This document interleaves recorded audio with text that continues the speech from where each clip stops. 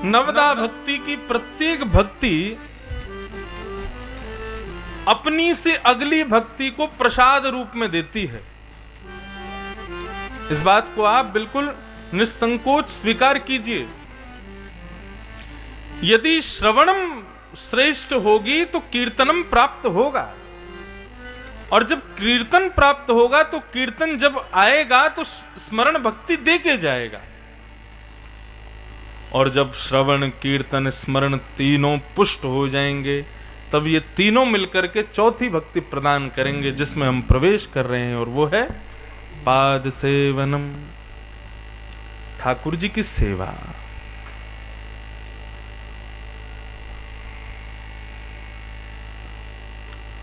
आपकी भूमि इस पाद सेवन भक्ति की तो साक्षी है, बक्सर, क्योंकि यहां पर उसी चरण की रज से अहिल्या का उद्धार हुआ था। बक्सर तो साक्षी है, एक प्रकार से साक्षी भी ना कहूं तो जन्म स्थान कह दूं पाद सेवन भक्ति का, तो भी कोई अतिशयोक्ति नहीं है। बक्सर ने तो जन्म दिया है इस चौथी भक्ति को, चरण सेवा ठाकुर जी की। बंधुओं, पाद सेवन भक्ति का अभिप्राय केवल और केवल ठाकुर जी की चरण सेवा से मत लीजिएगा। वैसे स्पष्ट शब्द तो चरण सेवा ही है, लेकिन पाद सेवन भक्ति का अभिप्राय जाने तो इसका मतलब यह है कि भाई जिसने श्रवण की उसको कीर्तन का अधिकार मिला, जिसने कीर्तन किया उसको स्मरण का अधिकार मिला, जिसने श्रवण कीर्तन स्मरण तीनों को किया उसको सेवा का अधिकार मिला। बिना श्रवण के, बिना कीर्तन के और बिना स्मरण के अपने घर में सेवा मत पधराना ठाकुर जी की। कई घरों में हम जाते हैं, वहां जाकर के ठाकुर जी का दर्शन कर रहे होते हैं तो रसोई घर में ठाकुर जी अलमारी में बैठे हैं, धूल खा रहे हैं। कितने दिनों से अभिषेक भी नहीं हुआ उनका, वहीं चुईया घूम रही है पीछे अलमारी में, वहीं ठाकुर जी बैठे हैं। ठाकुर जी की कटोरी में चना चनौरी पिछले 5 दिन से रखे, उसी का भोग लग रहा है ठाकुर जी का। ये सेवा में जो ये इतनी दूषितता दिखाई देती है, ये इस बात का प्रमाण है कि वो वैष्णव जो है वो श्रवण कीर्तन और स्मरण भक्ति में कच्चा रहा है, इसलिए सेवा भक्ति उसकी उचित नहीं है। पूज्य श्री मलुकपीठ वाले महाराज जी कहते हैं भगवान का 25वां अवतार है। कौन सा? हमारे घर में जो अर्चक बन के बैठे हैं वो ठाकुर जी के अर्चा अवतार हैं। लड्डू गोपाल बन के बैठे हैं, किसी के घर में चित्रपट की सेवा है, किसी के घर में ठाकुर जी प्रतिष्ठित प्राण प्रतिष्ठित सेवा करवा रहे हैं, किसी के घर में अन्य अन्य भावों से सेवा सब जगह ठाकुर जी की हो रही है। मैंने पहले ही कहा था पूजा में और सेवा में अंतर होता है। पूजा हम लोग कैसे करते हैं? मंदिरों में जाते हैं तो माताओं को बुरा नहीं मानना, माताओं को देखते हैं तो माताएं क्या करती हैं, वो ठाकुर जी शंकर जी के चारों तरफ वो बैठे रहेंगे देवता आदि आदि। मंदिरों में जितने भी देवता होंगे तो वहां जा करके और पेड़ा लेकर के, एक ही पेड़ा लेके जाएंगी, 25 देवताओं को खवा के आएंगी। न या के मुँह पे, न वा के मुँह पे, न शंकर जी पे, न अम्बा मैया पे, न गणेश जी पे, न इन पे, न उन पे। अब ये तो चढ़ा के चली जाएं, फिर चींटी को होवे वहां पे हमला, भगवान भागें बचो, हजारों चींटियां चढ़ जाती हैं मुखमंडल पर। ये पूजा हो सकती है बंधुओं, ये सेवा नहीं हो सकती। सेवा का मतलब गोपियों ने जो कहा है, जो प्रेम से होवे वो सेवा है, जो स्वार्थ से होवे वो पूजा है। मैं पूजा का विरोधी, कोई ये मत कहे ना महाराज जी पूजा के विरोध, ना। पूजा सुंदर शब्द है, लेकिन पूजा सेवा से युक्त होनी चाहिए। जहां पर सेवक अपने सुख का विचार करता है वहां पूजा होती है, और जहां स्वामी के सुख का विचार करता है वहां सेवा होती है। यही है पाद सेवन। पाद सेवन की आचार्य लक्ष्मी जी हैं, उस प्रसंग में हम आगे चलेंगे, लेकिन पहले मैं इस चीज को प्रतिपादित, क्योंकि मैं भी एक अर्चक हूं, मैं भी सेवा करता हूं ठाकुर जी की। सेवा का केवल इतना भाव जानो। हमारे घर में जो ठाकुर जी हैं, हमारे नाथ जो हमारे संग विराज रहे हैं, उनके प्रति उनके सुख का विचार बस। अब सर्दियां आ गई हैं, धीरे धीरे सर्दियां प्रारंभ हो जाएंगी, तो लोगों के घर में क्या होता है कि जड़ाऊदार कपड़े ठाकुर जी को पहना देते हैं। मुझे बहुत कष्ट होता है ऐसे देख के। मैंने कहा भैया सर्दी आ गई है, अब तो ठाकुर जी के, हम लोग भी जब सर्दियां आ जाती हैं तो स्वेटर पहन रहे हैं, थोड़ा इस भाव को रखते हैं कि सर्दी का समय है, उस भाव से ही वस्त्र धारण किए जाएं। हीटर लगा लेते हैं अपने आगे। ऐसे ठाकुर जी की सेवा में भी भाव रखो। ठाकुर जी को भी ऊनी वस्त्र पहनाओ, थोड़े गर्म वस्त्र पहनाओ, गर्म इत्र लगाओ। अब इत्र का भी भाव है, गुलाब का इत्र है, चंदन का इत्र है, ये सब गर्मियों में लगने वाले इत्र हैं। खस का इत्र है, ये सर्दियों में नहीं लगने चाहिए। और खस का इत्र लगा दोगे ठाकुर जी को, बेचारे छींक मारेंगे पूरे दिन, सर्दी लग जाएगी उनको। इसमें भी विचार रखना चाहिए कि जो गर्म तासील वाले इत्र हों, जो हिना का इत्र है और वो समामा का इत्र है, ये गर्म इत्र ही ठाकुर जी को लगे। कस्तूरी का इत्र है, वो तो धीरे धीरे जब सेवा बढ़ती है ना तो अपने आप आ जाता है। माँ के घर में जब बालक पहली बार जन्म लेता है, हर माँ बालक को पहली बार जन्म देती है। बताने वाले 100 आते हैं कि ऐसे करो ऐसे करो ऐसे करो, लेकिन वो उसका बेटा है, वो धीरे धीरे खुद ही समझ जाती है मेरे बेटे को कैसी सेवा कैसे कैसे रखना है, कैसे उसका पालन पोषण करना है। ठीक वैसे ही बंधुओं, आपके ठाकुर जी हैं, आपकी इच्छा से आपके घर में आए हैं। आप जहां बैठा दोगे वहां बैठ जाएंगे, जैसा खिला दोगे खा लेंगे, लेकिन भाव उनके प्रति प्रेम का रखा जाए, उनके सुख का रखा जाए, तो सेवा करनी नहीं पड़ेगी, अपने आप होगी। यही पाद सेवन है, ठाकुर जी की सेवा। हम जिसको सुन रहे हैं, जिसकी कीर्ति का गान कर रहे हैं, जिसको याद कर रहे हैं, अब वो प्रत्यक्ष हमारे सामने बैठा है, उसकी सेवा। यही चौथी सेवा है, चौथी भक्ति है पाद सेवन, ठाकुर जी की सेवा। और इस चतुर्थ भक्ति की आचार्य हैं कौन? पराम्बा जगदम्बा, साक्षात महालक्ष्मी। भगवान की चरण सेवा, पाद सेवा की आचार्य। श्रीमद् भागवत में जहां पर मनवंतरों का वर्णन किया गया है, वहां पर लक्ष्मी जी का विषय प्रतिपादित किया गया है, और बहुत सुंदर भाव से। जैसा कि कथाओं में बताया जाता है कि जब प्रियव्रत 7 दिन तक अपने रथ को लेकर के पृथ्वी पर घूमता रहा। प्रियव्रत नाम के एक पुत्र हुए स्वयंभू मनु के। प्रियव्रत ने मन में विचार किया ये रात नहीं होनी चाहिए, क्योंकि सारे गलत काम भोगते हैं रात को, चोर चोरी करते हैं रात को, सारे गलत काम रात्रि में होते हैं। भगवान ने रात गलत बनाई है, रात होनी नहीं चाहिए। तो प्रियव्रत ने क्या किया, स्वयं को सूर्य के समान तेजवान करके अपना रथ लेकर के 7 दिन तक उसने रात्रि ही नहीं होने दी पृथ्वी पर। 7 दिन के बाद स्थिति ये हुई कि लोग पागल होने लगे, क्योंकि चंद्रमा शीतलता प्रदान करता है, चंद्रमा बुद्धि को शांत करता है। 7 दिन तक चंद्रमा प्रकट ही नहीं हुए पृथ्वी पर, तो वनस्पतियां दूषित होने लगी, ये जितने भी अनाज हैं सब सड़ने लगे। प्रकृति से छेड़छाड़ की प्रियव्रत ने, तो पूरी प्रकृति ही नष्ट होने लगी। तब ब्रह्मा जी ने आकर के समझाया, बोले प्रियव्रत तुम उचित नहीं कर रहे हो, रात्रि की अपनी योग्यताएं हैं, उस रात्रि को इतना दूषित भी मत समझो। तब प्रियव्रत ने अपना रथ रोका, तो प्रियव्रत के 7 दिन विचरण करने से उसके रथ के पहियों से गड्ढे हुए, उन्हीं से 7 समुद्र बन गए, और 7 समुद्रों के किनारे 7 द्वीप बन गए, और उन द्वीपों में भी अनेक अनेक वर्ष बन गए, जैसे हमारा भारत वर्ष। ऐसी ही एक वर्ष की कथा आती है, उस वर्ष का नाम है केतुमाल वर्ष। बहुत ध्यान से सुनिएगा। केतुमाल वर्ष के अधिष्ठात्री हैं श्री लक्ष्मी जी। भागवत के 5वें स्कंद में यह प्रसंग आता है, लेकिन समय के अभाव के कारण वक्ताजन इसको कह नहीं पाते।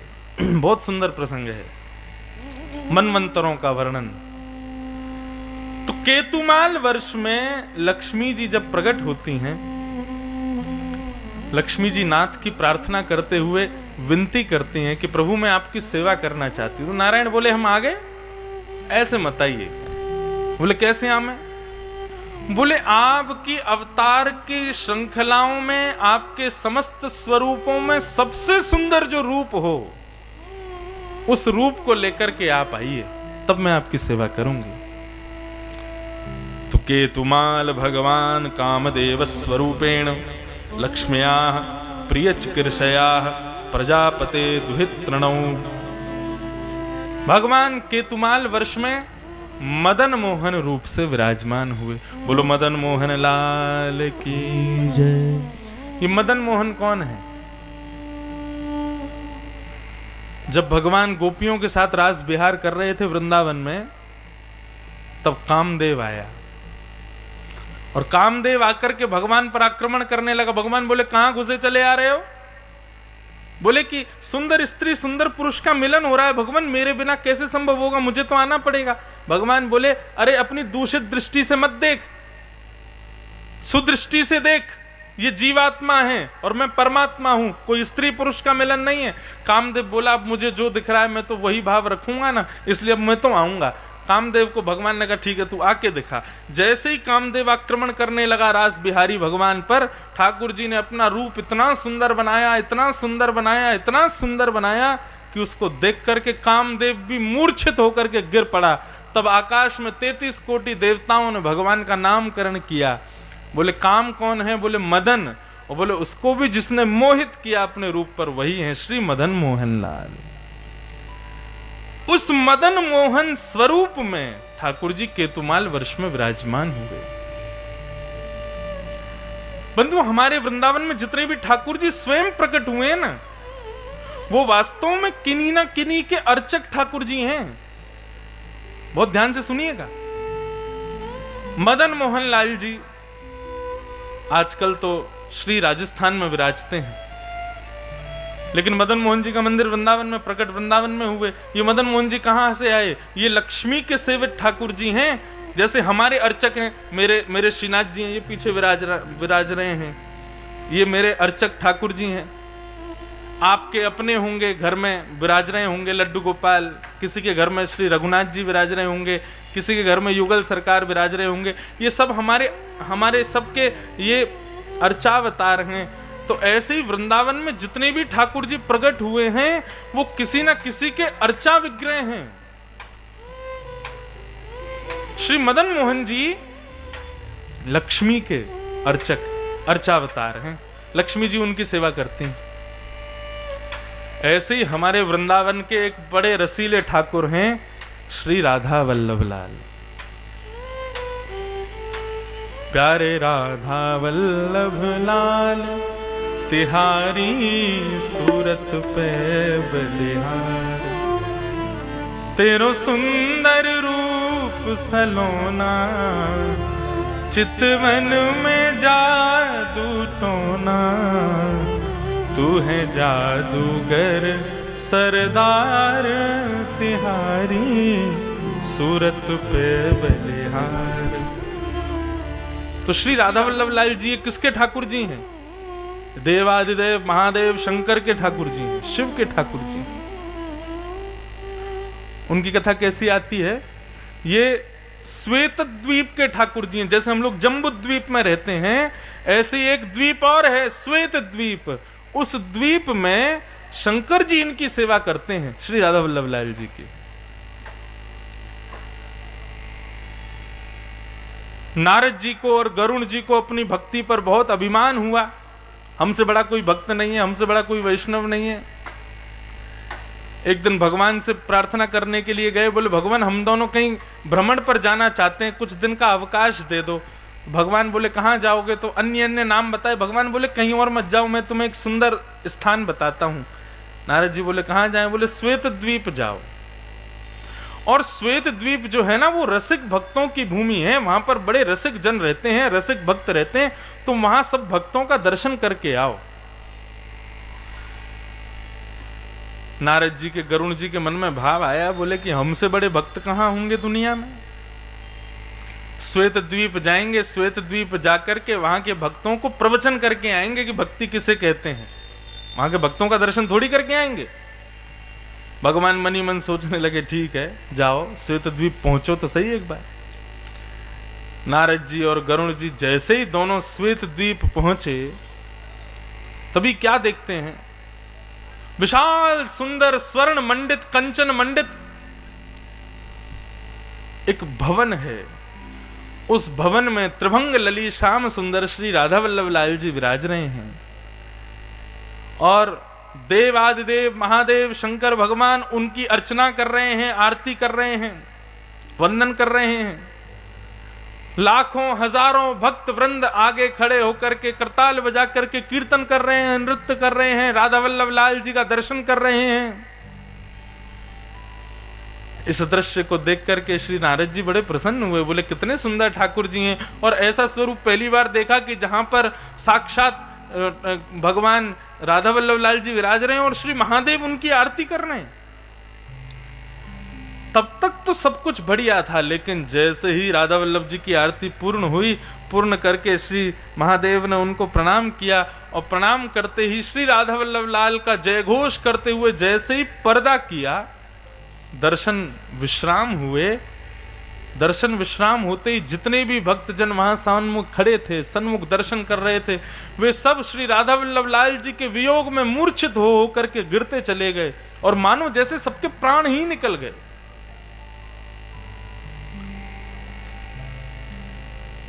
जब इस भाव का दर्शन नारद जी ने किया, गरुण जी से कहने लगे, बोले गरुण जी ये सब क्या हुआ? बोले पता नहीं भैया, ये सब मूर्छित हो गए। सबकी नमज तो देखो, नमज जाके देखी तो बोले चल ही नहीं रही। बोले श्वास देखो, बोले श्वास नहीं जाए। धड़कन सुनो, बोले धड़कन भी नहीं चल रही। बोले महाराज ये तो सब बिल्कुल मृतक जैसे प्रतीत हो रहे हैं। राधा वल्लभ लाल जी बोले ये हुआ क्या भैया? यहाँ तो केवल मैं और तुम खड़े हैं, बाकी सब मूर्छित होके गिर गए। इतने में ही अन्नपूर्णा जगदम्बा साक्षात पार्वती राजभोग लेकर के आई और राजभोग लेकर के सीधे ठाकुर जी के गर्भगृह में प्रवेश किया। ठाकुर जी का भोग लगाने के बाद शंकर जी ने जैसे ही पुनः दर्शन खोले, दर्शन खोलते ही जय जयकार हुई राधा वल्लभ लाल की जय। तो जितने भक्त जन वहां मूर्छित पड़े थे सब पुनः उठ गए, उठ करके सब कीर्तन करने लगे, दर्शन करने लगे, आनंद लेने लगे, ठाकुर जी की बलैया लेने लगे। नारद जी और गरुण जी एक कोने में बैठे बैठे विचार कर रहे हैं, बोले भैया ये सब क्या हो रहा है, हमारे सामने कुछ समझ में नहीं आ रहा। तब महादेव वहां से निकल रहे थे, तभी नारद जी ने प्रणाम करते हुए कहा, भगवान ये हमने किस स्थिति का दर्शन किया? जब तक दर्शन हो रहे थे सब लोग जीवित थे और दर्शन विश्राम होते ही हमने देखा सब मूर्छित होकर के गिर गए। ये क्या भाव था? तब महादेव के नेत्र सजल हो गए और वे बोलने कि ये मेरे अर्चावतार ठाकुर जी श्री राधा वल्लभ लाल हैं और यहाँ रहने वाले श्वेत द्वीप के जितने लोग हैं, जिस प्रकार जम्बू द्वीप के लोगों के प्राण अन्न में बसते हैं, वायु में बसते हैं, जल में बसते हैं, अन्य अन्य वस्तुओं में प्राणियों के प्राण बसते हैं। किसी के प्राण अपने पुत्र में बसते हैं, किसी के धन में बसते हैं, किसी के पत्नी में बसते हैं, किसी के व्यापार में बसते हैं, लेकिन श्वेत द्वीप की प्रधानता है कि यहाँ रहने वाले समस्त जीवों के प्राण श्री राधा वल्लभ लाल जी के दर्शन में बसते हैं। जब तक वो खुलेंगे तब तक सब जीवित हैं, लेकिन जैसे ही अनवसर होता है सब मूर्छित होकर गिर पड़ते हैं। नारद जी गरुण जी से बोले, हम दोनों तो अभिमान कर रहे थे कि हमसे बड़ा कोई भक्त नहीं है, लेकिन यहाँ की स्थिति देख करके लग रहा है कि हम तो इनकी चरण की रज भी नहीं है। नारद जी महाराज अपनी झोला में थोड़ी सी श्वेत द्वीप के भक्तों की रज भर के ले गए और सुबह शाम अपने माथे से लगाने लगे कि ताकि उनकी जैसी थोड़ी भक्ति हमारे भीतर आ जाए। वही राधा वल्लभ लाल जी श्वेत द्वीप से कुछ वर्षों पूर्व श्री वृंदावन के प्राकट्य के लिए श्रीधाम वृंदावन में प्रकट हुए।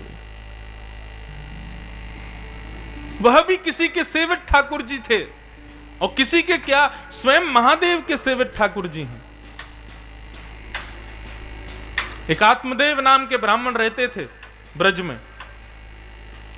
महादेव की बहुत उपासना की, इतनी उपासना की, इतनी तपस्या की, इतनी प्रार्थना की कि देवादिदेव महादेव प्रसन्न हो गए। प्रसन्न होकर के प्रकट हुए, ब्राह्मण देवता से बोले, हे ब्राह्मण देवता कुछ मांग लो, तुम जो मांगोगे हम देंगे। तो ब्राह्मण ने अपना अचला आगे करके कहा, आपकी जो सबसे मूल्यवान वस्तु हो वो मुझे प्रदान कर दो। अब ब्राह्मण ने तो इस भाव से मांगा था कि कोई इन पर सुंदर हीरा होगा, इनके पास कोई सुंदर मणि होगी, या इनके पास सुंदर कोई ना कोई रत्न होगा, वो मुझे मिल जाएगा, मैं जीवन भर के लिए धनवान हो जाऊंगा। लेकिन जैसे ही महादेव से कहा कि अपनी कोई अमूल्य रत्न मुझे प्रदान कर दो जो आपको सबसे प्रिय हो, महादेव के नेत्र सजल हो गए। बोले, ब्राह्मण देवता तुम हमसे कुछ भी मांग लो, हमारा कैलाश पर्वत मांग लो, हमारे सर्वस्व मांग लो, लेकिन हमारे प्राण रत्न को मत मांगो। ब्राह्मण को लगा बहुत महंगी है वो रत्न, वो बहुत महंगा होगा जो रत्न मैं इनसे मांग रहा हूं, तभी देने से मना कर रहे हैं। ब्राह्मण तो जिद पर अड़ गया, बोले या तो मैं अपने प्राणों का परित्याग करूंगा या फिर आपसे रत्न लेके रहूंगा। शंकर जी बोले वो साधारण रत्न नहीं है। ब्राह्मण बोले साधारण चाहिए भी नहीं भगवान, त्रिलोकी लुट जाए उस पर ऐसा रत्न चाहिए। शंकर जी बोले ऐसा ही रत्न है। बोले फिर तो मुझे वही चाहिए। महादेव रोते रोते गए और श्वेत द्वीप से अपने श्री राधा वल्लभ लाल जी को हृदय से लगा करके लाए और ला करके उस ब्राह्मण के हाथ में पधरा दिए। बोले यही मेरा सर्वप्रिय रत्न है, अब इसकी सेवा तुम करो। और ऐसा कहकर के शंकर जी तो अंतर्ध्यान हो गए। अब वो ब्राह्मण हाथ में देखे त्रिभंग लली ठाकुर जी का स्वरूप। बोले मैंने तो रत्न मांगा था, ये क्या दे गए? बोले यही रत्न था उनका। अब स्थिति ये हुई बंधुओं कि वो भाव से सेवा नहीं करता था राधा वल्लभ जी की, सेवा करता था केवल इस भाव से कि अब ठाकुर जी हैं, क्या करूं, करनी पड़ेगी। मैंने तो रत्न मांगा था लेकिन पता ही नहीं क्या दे गए शंकर जी। वो दुर्भाग्य उसका। सुबह शाम आरती करता, भोग लगा देता, लेकिन ठाकुर जी की सेवा अच्छे से नहीं हुई। तो ठाकुर जी की वंशी ने महादेव से प्रार्थना की कि हे भगवान, नाथ तो विराज गए श्रीधाम में, परंतु सेवा उनकी नहीं हो रही है।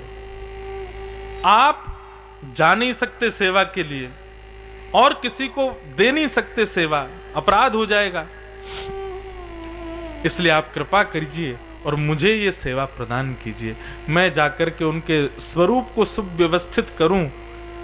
तब महादेव ने कृपा की और कृपा करके ठाकुर जी की वंशी को ही श्री हित हरिवंश महाप्रभु के रूप में श्रीधाम वृंदावन में भेजा। और वे गए और जाकर के श्री राधा वल्लभ लाल जी को उस आत्मदेव नाम के ब्राह्मण के यहां से लेकर के आए और लाकर के श्रीधाम वृंदावन में कदम्ब टेर एक वृक्ष के नीचे लाकर के श्री राधा वल्लभ जी को विराजमान किया। उसके बाद फिर मंदिर आदि बन गए। आज तक श्री राधा वल्लभ लाल जी हमारे श्रीधाम वृंदावन में सेवा करा रहे हैं।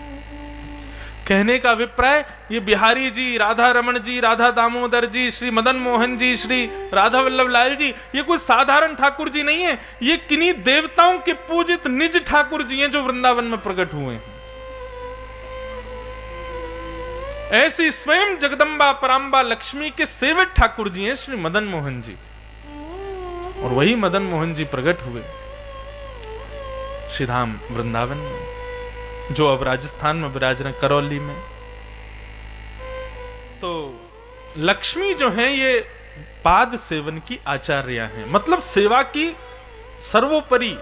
इनसे बढ़िया सेवा ठाकुर जी की कोई नहीं करता। केतुमाल वर्ष में लक्ष्मी जी भगवान की चरणों की सेवा करती हैं। ठाकुर जी के षोडशोपचार नहीं, राजोपचार से सेवा करती हैं ठाकुर जी की। और किस मंत्र का उच्चारण करती हैं? तो यहां पर लिखा है ओम राम ह्रीम रूम ओम नमो भगवते ऋषिकेशाय। इस मंत्र का उच्चारण करके वे प्रणाम करती हैं। हमारे गुरुजन बताते हैं, यदि इस लक्ष्मी जी के द्वारा गाए गए इस मंत्र का कोई नित्य उच्चारण करके भजन करे ठाकुर जी का, तो उसको पति रूप में साक्षात भगवान जैसा सुवर प्राप्त होता है। उसको वर ठाकुर जी जैसे प्राप्त होते। और फिर लक्ष्मी जी भगवान की स्तुति गाती हैं, और स्तुति में क्या भाव कहती हैं, बहुत सुंदर भाव है, विशेष रूप से माताएं बहनों के लिए बहुत आवश्यक है, इसलिए ध्यान से सुनिएगा। क्या कहती हैं लक्ष्मी? स्त्रियों प्रतस्त्वा ऋषिकेश्वरूपं स्वतो आराध्य लोके पतिमाशास्तैन्यम् तासां न ते वै परिपान्तपत्यं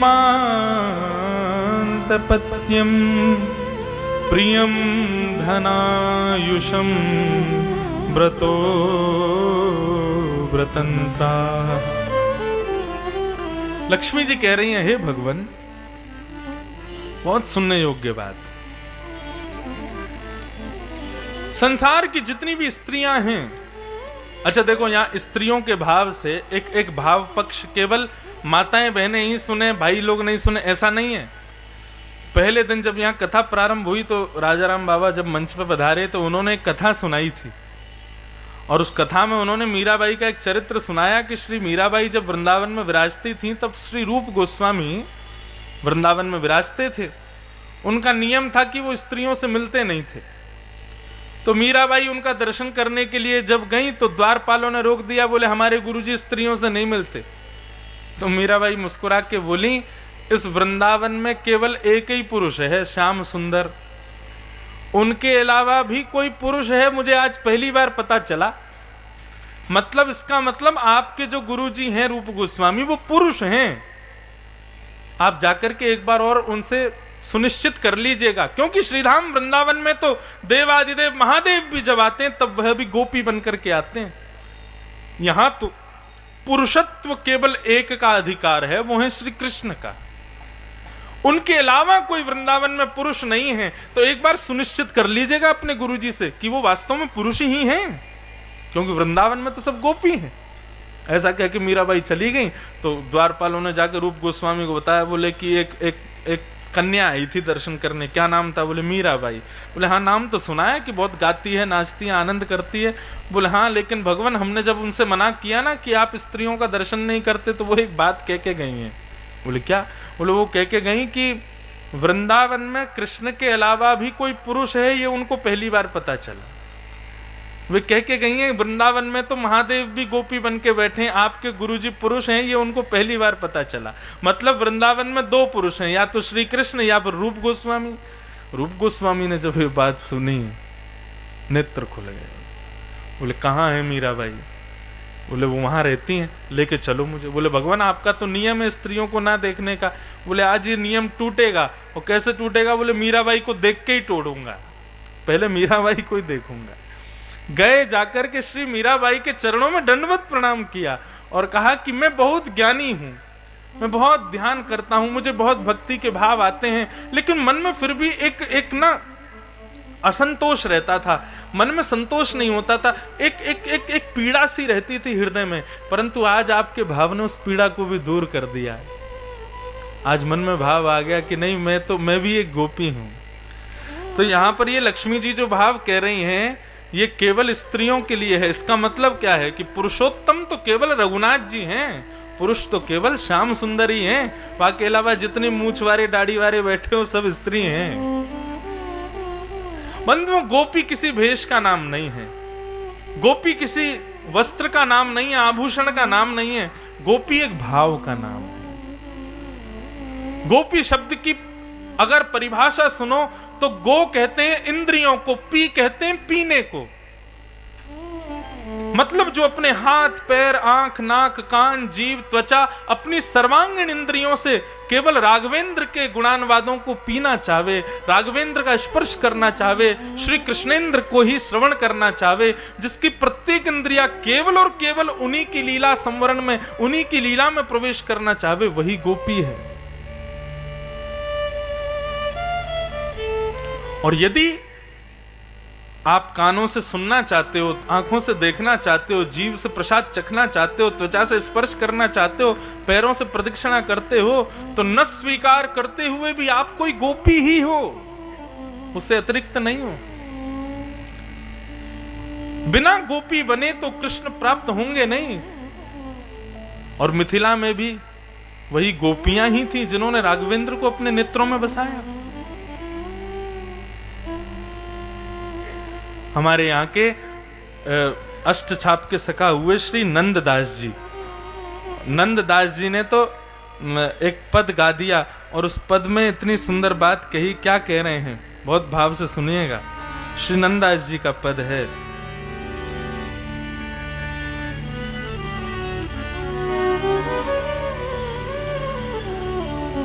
सब लोग गाना मेरे साथ।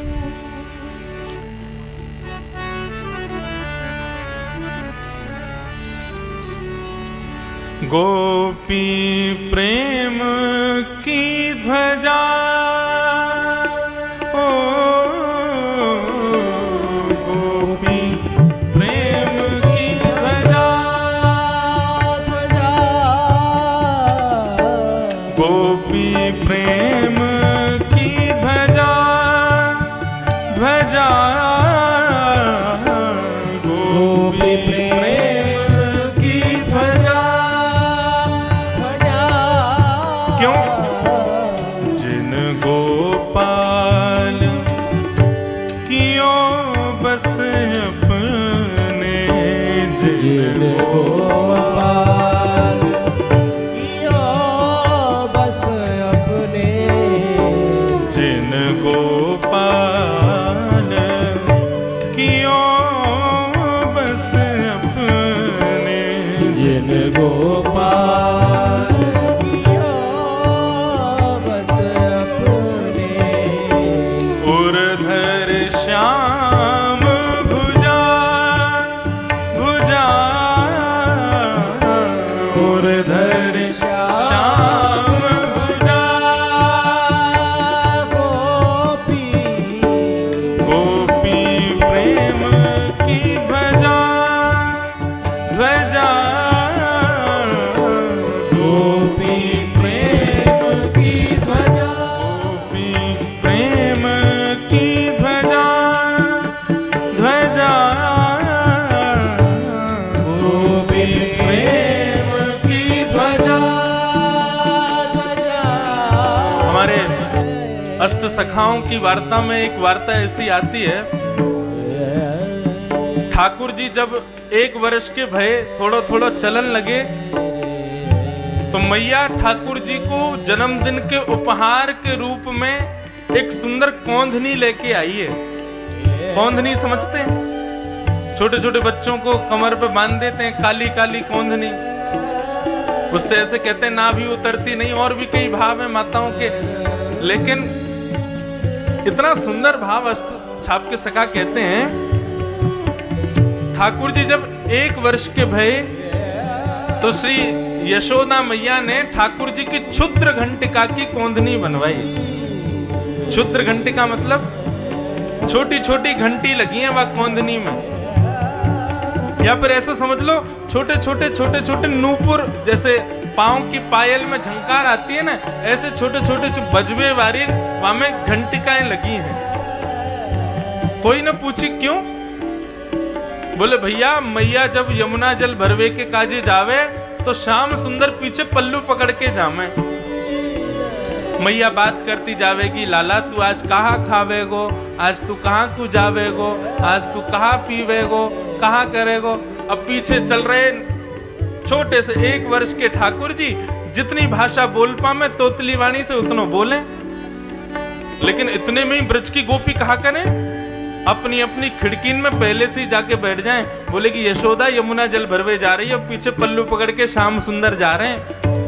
तो गोपी कहा करें, जैसे ही यशोदा आगे को निकले सो गोपी पीछे से खिड़की खोले और अपने हाथ में माखन रख के लाला को दिखावे, लाला जल्दी आ माखन खावे को।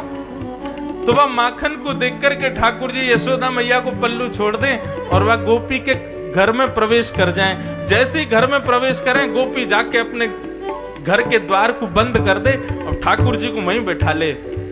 माखन खावेगो? हाँ खाऊंगो। ये खानो है तो पहले बंदर की तरह करके दिखा। नन्हे से ठाकुर जी बंदर की आकृति बनाते हैं, अच्छा खावे को बोले हाँ पहले मुझको नाच के दिखा। अब गोपी तो बैठ जावे, ठाकुर जी बाके सामने नृत्य कर रहे हैं, कभी बंदर बन के कोई आकृति बना रहे हैं, कभी कछु कर रहे हैं, फिर ठाकुर जी रोने लग जा, मैं मुझको मैया के पास जानो है। तो वही गोपी अपनी गोद में बिठा करके सुंदर माखन अपने हाथ से पवाती है। एक दिन यशोदा मैया ने विचार कियो मैं चल के जाऊं, ये लाला पीछे से कहां चलो जाए। इतने में मैया ने देखी कि कोई गोपी माखन को प्रलोभन देके लाला को अपने पास बुला ले। सो मैया ने विचार करी कैसे करूं, कहां करूं। सो सुनार के पास गई और सुनार के पास जाकर के कौंधनी में छोटी छोटी क्षुद्र घंटिका बनवा दें और लाला जब 1 वर्ष के भये तो उनको वो कौंधनी पहना दे। अब स्थिति कहा भाई, अब जैसे ही ठाकुर जी चले तो कमर हिले तो वो क्षुद्र घंटिका आवाज करे। अब ठाकुर जी जब चले तो वो क्षुद्र घंटिका आवाज करती, भाई चले। ठाकुर जी पल्लू पकड़ के चल रहे। अब इतने में कोई गोपी अब माखन को लोना दिखावे और लाला को जब इशारों करे लाला इतकू आ। अब जैसे ही लाला बाग की तरफ जावे तो क्षुद्र घंटिका की आवाज आ जाए कि लाला कहीं और जा रहा हो। इतने में मैया देख लाला यहाँ पे आ, संग में चल। ऐसी ब्रज की गोपियां जो उस जगत नियंता जगदाधार को अपने सुंदर भावों पर मोहित करके रखती हैं। श्री परमानंद दास जी कह रहे हैं ऐसी गोपियां प्रेम की ध्वजा हैं। कहाँ भयो जो विप्र कुल जनयो, कहाँ भयो जो विप्र कुल जनयो, जो हरि सेवा नाही नाही, जो हरि सेवा नाही। परमानंद दास जी कह रहे हैं एक कुलीन, एक उच्च कुल ब्राह्मण के यहाँ जन्म लेने से भी क्या फायदा यदि मनश्रेण लगनम कृष्ण पादार विंदम, कृष्ण की सेवा में मन नहीं लगा तो ऊंचे कुल में जन्म लेना भी व्यर्थ है। पर सोई कुलीन दास परमानंद जो, सोई कुलीन दास परमानंद जो, सोई कुलीन दास परमानंद, सोई कुलीन दास परमानंद, जो हरि सन मुख धाये धाये, जो हरि सन मुख धाये धाये, गोपी प्रेम की ध्वजा ध्वजा, गोपी प्रेम की ध्वजा ध्वजा, गोपी प्रेम की, गोपी प्रेम की, गोपी प्रेम की ध्वजा।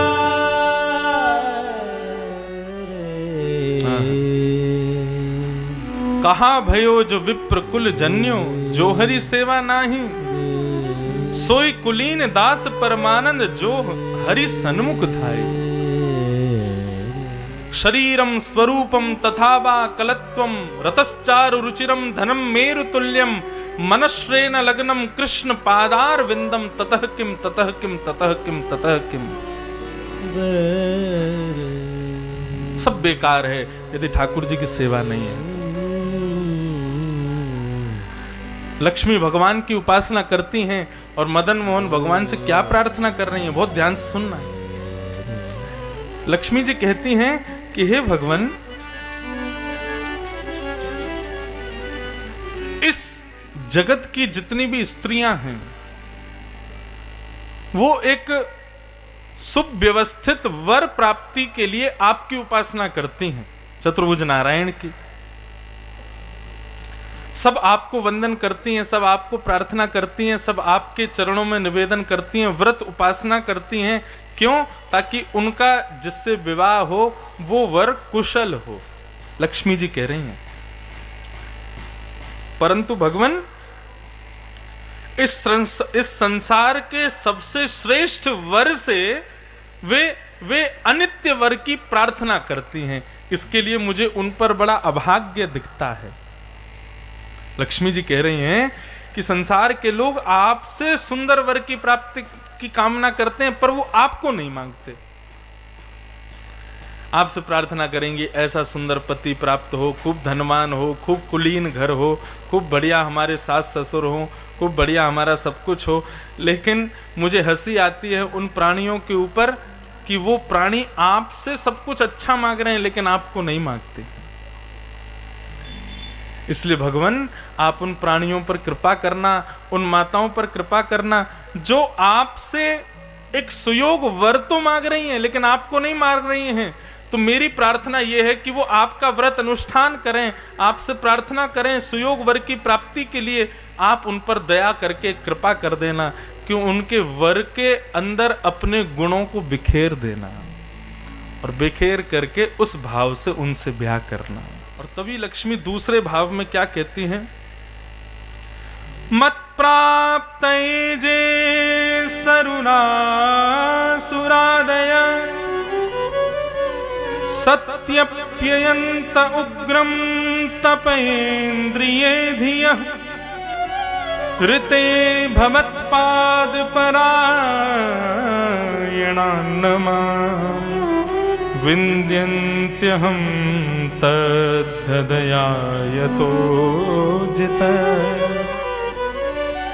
और मुझे दूसरी हंसी के पात्र, दूसरा मेरा हंसी का कारण यह है भगवान, पहला भाव तो यह कि संसार के लोग आपका व्रत करते हैं, आपकी उपासना करते हैं, आपसे प्रार्थना करते हैं, आपको छोड़ के संसार की हर वस्तु मांग लेते हैं। दूसरा मुझे जो संसार के लोगों पर दया आती है वो इस भाव से आती है कि संसार के लोग आपको नहीं मांगते लेकिन मुझे सब मांगते हैं। मैं सबकी प्रियसी हूं, सब चाहते हैं कि हमारी प्रियसी हो जाए, लेकिन कभी व्यक्ति ये विचार नहीं करता तुम जिसके पीछे भाग रहे हो वो किसके पीछे भागती है। मुझे संसार के लोगों पर बड़ा अभाग्य का दर्शन होता है कि सब मुझे चाहते हैं लेकिन कोई ये विचार नहीं करता कि जिस लक्ष्मी के लिए हम लोग इतनी प्रार्थना कर रहे हैं, इतनी भागदौड़ कर रहे हैं, सुबह उठने से रात तक हल की तरह स्वयं को जोतते रहते हैं ताकि कुछ धन हमारे घर में आ जाए, लक्ष्मी हमारे पास आ जाए, लेकिन कभी ये विचार नहीं करते जिस लक्ष्मी के लिए ये लोग इतना परिश्रम कर रहे हैं वो लक्ष्मी किसके पीछे भागती है? आपके पीछे। समुद्र मंथन हुआ था, 14 रत्न निकले, उन्हीं रत्नों में लक्ष्मी का प्रादुर्भाव हुआ। जैसे ही महालक्ष्मी आई तो स्वयं बरा बन करके आई, हाथ में माला लेकर के आई, मतलब विवाह की भावना से। क्या कहें महाराज, उस प्रसंग को यदि साधारण भाषा में कह दिया जाए तो आपकी तो बिल्कुल अश्रद्धा हो जाएगी देवताओं में, लेकिन उसको सुव्यवस्थित ढंग से यदि कह दें तो ऐसा भाव था कि लक्ष्मी से ब्याह करने के लिए ऐसा कोई नहीं था जो वहां पर खड़ा नहीं था। बड़े बड़े ऋषि, बड़े बड़े महात्मा, बड़े बड़े योगी, बड़े बड़े तपी, बड़े बड़े ध्यानी, बड़े बड़े देवता सब लाइन से खड़े हैं, हमसे ब्याह कर लो। वो इतना सुंदर श्लोक है, मेरे को मैं आज गुरुजी से पूछ लूंगा उस श्लोक का कि लक्ष्मी सबके गुण बता के फिर उनमें अवगुण बताती है कि मैं तुमसे ब्याह क्यों नहीं करूंगी। और सबके रूप को देखते शंकर जी का भी नाम आता है उसमें, बोले हैं तो सर्वगुण संपन्न, जैसा मुझे पति चाहिए सारे गुण हैं इनमें, सुंदर भी हैं, सब कुछ है, लेकिन वस्त्र अच्छे नहीं पहनते, बागंबर पहन के घूमते हैं, इनसे ब्याह नहीं करूंगी।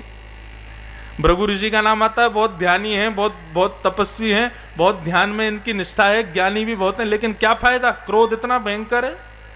सबके नाम आते हैं उसमें। इंद्र का भी भाव आता है, बोले ऊंची पदवी पर बैठा है, सब कुछ है, लेकिन क्या फायदा, इससे ज्यादा किसी ने पुण्य कर लिया तो उसी दिन इसको निष्कासित कर देंगे इसकी पदवी से। तब अंत में लक्ष्मी कहती है मैं इनमें से किसी से विवाह नहीं करूंगी। किससे विवाह करोगी? तभी लक्ष्मी देखती है कि समुद्र के किनारे चतुर्भुज रूप नारायण बैठे, सब तो लक्ष्मी की तरफ मुख करके बैठे हैं और वो लक्ष्मी से पीठ फेर के बैठे हैं, लक्ष्मी को देख ही नहीं रहे हैं। लक्ष्मी बोले ये है मेरे उपास्य, तुम सब मुझे चाहते हो, परंतु सर्वगुण होते हुए भी सब मेरी कामना कर रहे हो, लेकिन वो मुझसे पीठ लगा करके बैठे, मतलब मुझे मेरी ओर देख भी नहीं रहे हैं, उनको मेरी इच्छा नहीं है, वास्तव में मैं उन्हीं के पास रहूंगी। मानो लक्ष्मी ने नारायण से विवाह करके इस बात को सिद्ध कर दिया, मैं किसके पास जाती हूं? जो मेरी अति उपासना ना करता हो, मैं उसी के पास रहती हूं। और जाकर के वरमाला भगवान नारायण के गले में धारण करा दी। तो यहां पर श्री लक्ष्मी जी क्या कह रही हैं कि मत प्राप्य ये जे ससुरा सुरादय। मेरी प्राप्ति कौन नहीं चाहता? सब चाहते हैं, चाहे वो मानव हो, चाहे असुर हो, चाहे सुर हो, सब मेरी प्राप्ति करना चाहते हैं। तो फिर सबने आकर के कहा, बोले लक्ष्मी तुमको कितना अच्छा लगता होगा ना कि तुमको सब चाहते हैं, जिसको देखो उसको उसकी कामना तुमसे ही है, तुमको बहुत अच्छा लगता होगा ना। तो लक्ष्मी अगली बात में कहती हैं सत्यप्यतम उग्रम तप इंद्रियोधिया। लक्ष्मी कह रही हैं कोई तुम्हारी कामना करे तो तुमको अच्छा तो लगता है, लेकिन जब उसकी गहराई में जाकर के देखो उसकी कामना की इच्छा क्यों थी तुम्हारे प्रति, तो पता चले कि उसके स्वार्थ सिद्धि थी, तो बहुत कष्ट होता है। ये जितने भी लोग हैं ये मेरी प्राप्ति क्यों करना चाहते हैं? बोले इंद्रियोधिय, अपनी इंद्रियों की इच्छाएं पूरी करने के लिए।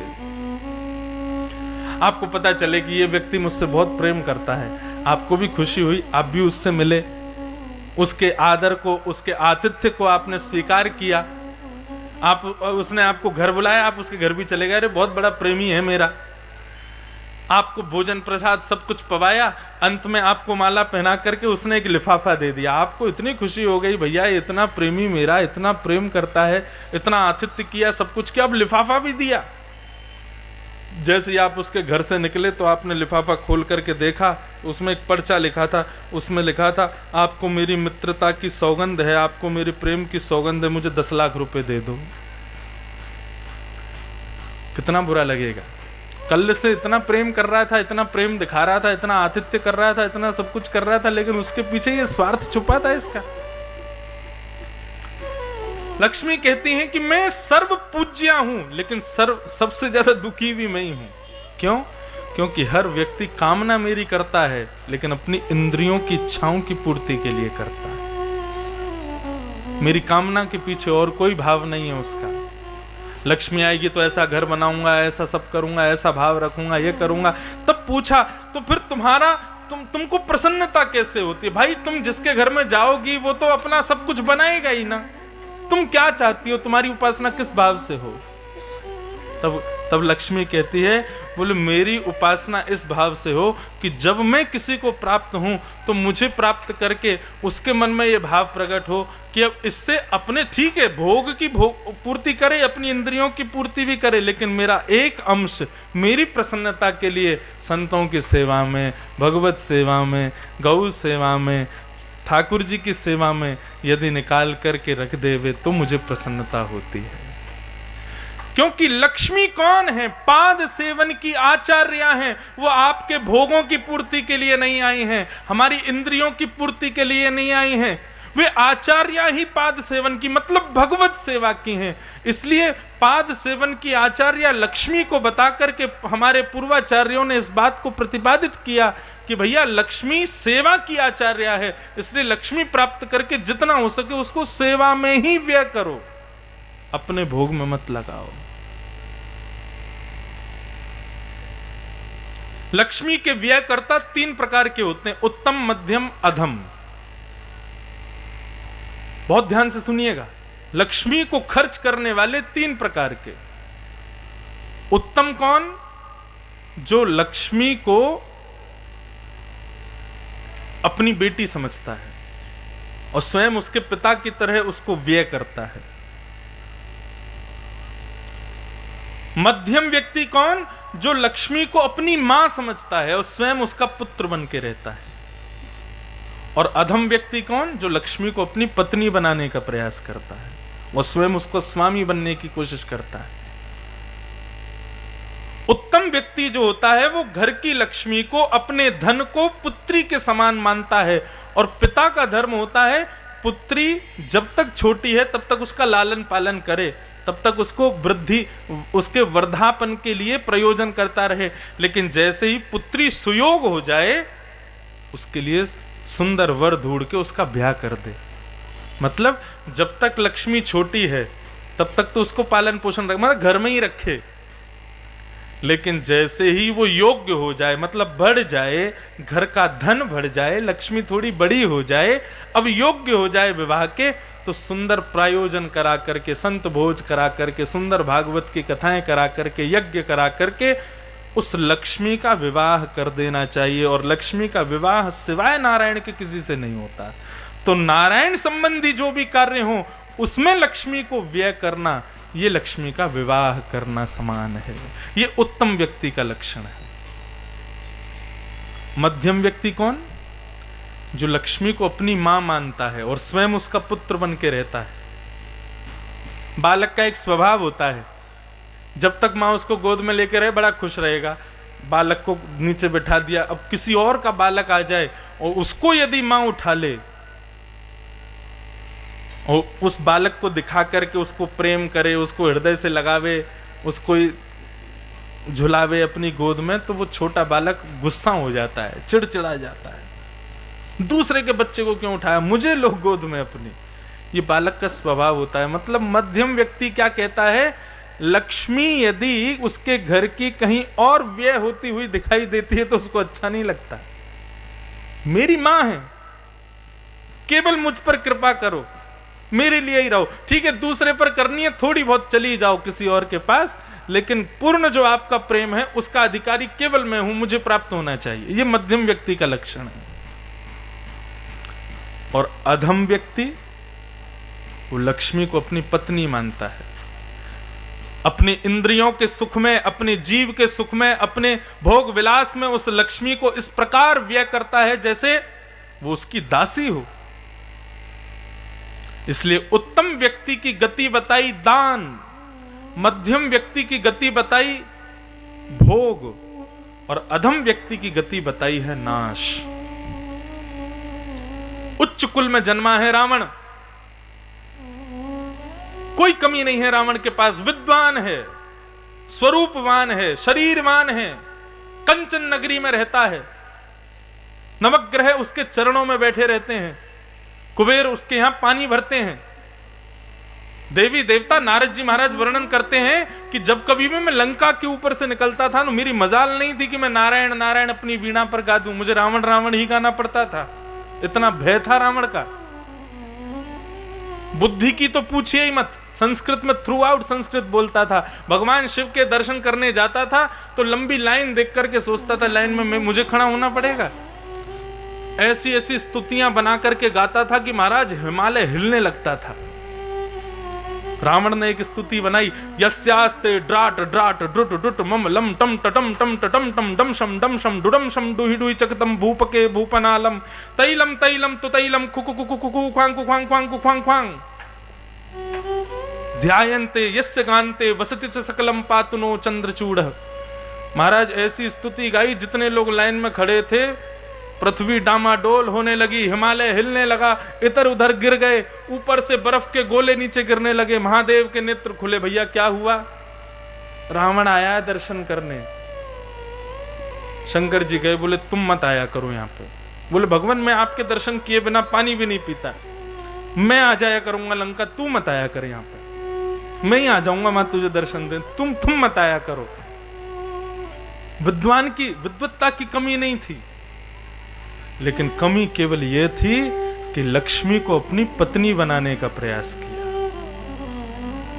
आज तक दशहरा मैदान में दशानन परम विद्वान पुलस्त ऋषि का नाती, बड़े बड़े पुतले आज तक लाखों वर्षों से जलता आ रहा है। क्यों? लक्ष्मी को अपनी पत्नी बनाने का प्रयास किया, स्वयं उसका स्वामी बनने का प्रयास किया। नहीं, लक्ष्मी के मूल स्वरूप को समझो। लक्ष्मी भोग पूर्ति नहीं करती है, लक्ष्मी हमारे विलासों की पूर्ति नहीं करती है, लक्ष्मी हमारी इच्छाओं की पूर्ति नहीं, लक्ष्मी का स्वभाव है पाद सेवन। अति लक्ष्मी की प्राप्ति हो, कृपा करके उसको ठाकुर जी के चरणों में ही पहुंचाओ, ठाकुर जी की सेवा में ही लगाओ। उसी से लक्ष्मी प्रसन्न होती है। सब चाहते हैं लक्ष्मीवान बनना, सब चाहते हैं हमको भी धन प्राप्त हो, दक्षिणा प्राप्त हो, हमारे पास भी कोई अभाव ना रहे। यदि लक्ष्मी के भाव को स्वीकार करना चाहते हो तो लक्ष्मी जब जब प्राप्त हो तब तब उसके एक अंश को ही सही ठाकुर जी के चरणों में पहुंचाना शुरू कर दो। जैसे ही लक्ष्मी को ठाकुर जी के चरण मिलते हैं, वो चरण में पहुंचाने वाले पर प्रसन्न हो जाती है और उसके घर को भर देती है महाराज आनंद से। लक्ष्मी का स्वभाव श्री कृष्ण चरणारविंद है। उनकी सेवा, ठाकुर जी की सेवा ही उनके सर्वस्व है। ऐसी लक्ष्मी पाद सेवन भक्ति की आचार्या। पाद सेवन में केवल इतना जानिए,